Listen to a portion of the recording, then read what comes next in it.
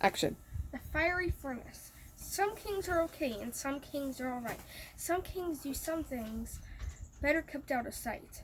Oh, but now and again, though you pray and you wind up with a king who's just chock full of nuts. Like King Ned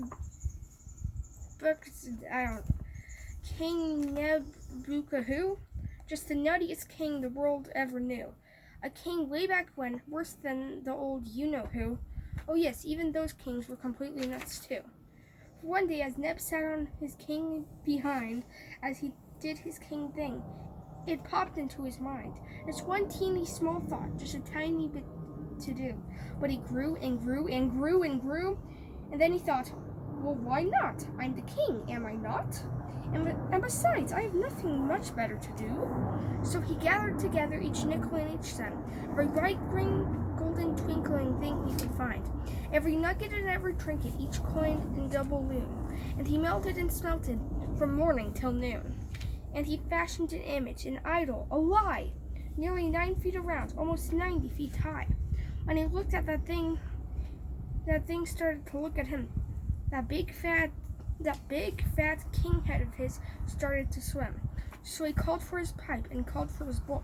And he called each person he ruled or controlled, and he lined them all up as straight as can be, and proclaimed his tutti frutti. Oh, people and nations and men of all tongues, yelled King Neby's yell boy at the top of his lungs. When your ears hear the toots of the fifes and the flutes, when your choir honks and hoots their kazoos and kazoots, when the harp starts to plink, and the band tweets and twitters, and patter and pitters their bells and their zithers, fall flat on your face, for the king does command, as you crinkle and bake in the burning hot sand, as you simmer and sizzle with glee and with pleasure, worship this statue of Nebuchadnezzar. So every last person of every belief, every doctor and lawyer and Indian chief, fell face down in the sand at King Neby's command, and they worshipped the idol he made with his hand. Yes, I forgot how to do his voice. And yes, by the way, if you do not obey on the day you do not, said the king, you will pay. For I've stuck on my furnace red hotter than hot.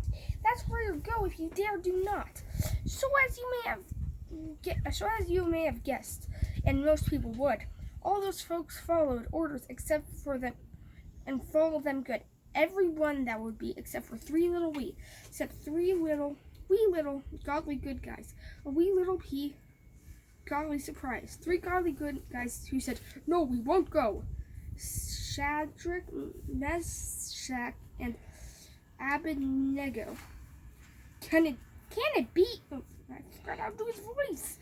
Can it be, said the king, that you're really so bold that you cannot bow down to my idol of gold?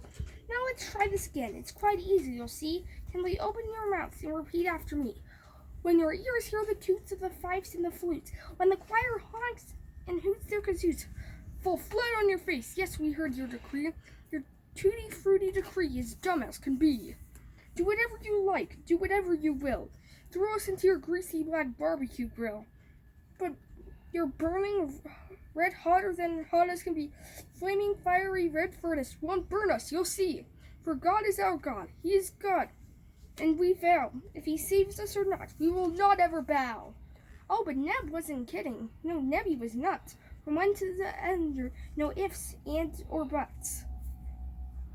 So he fired up the furnace, made it red hot, 7 times as red hot as it ever got. And he opened the door and threw them right in. But what happened next stopped King Neb in his tracks. His big tummy flip-flopped, his heart melted like wax, and his 2 big bug eyes popped right out of his head. He looked at the first and quietly said, I thought we threw 3 little godly good men down to the fiery red furnace just then. But look at that. What do you know? I see 4, and one looks like an angel. Oh no! The ropes were untangled, their clothes were unburnt. They were just waltzing and smelting around like they weren't ever wound up or bound up or frittered and fried. Get them out of here now! Get them out! The king cried. So they walked right out as cool as you please. As King Nebby fell down on his knobby king knees and yelled, Praise be to God, for at least I can see the God that I made all by myself. Made by money and power, by strength and weakness. Throw that in the fire, and it would have burned. Oh, thanks to you godly good guys, I have learned. I cannot make God, but God can make me. But now my God will be God, and his work will be me. Okay, done.